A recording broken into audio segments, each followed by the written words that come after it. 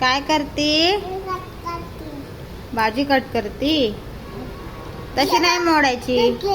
तो दादा कसा मोडतोय बघ. हा तशी तू मोड. ती एकातून दोन करते डायरेक्ट. सोपे तो काय तुझी आवडती भाजी आहे नाही. मोडा पटापटा चला. परी तसं एकात ना दोन करू नको. तसं बारीक बारीक कर. मम्मी हे कसं मोडायचं सांग ना. तुला मी शिकवलं होतं ना आता.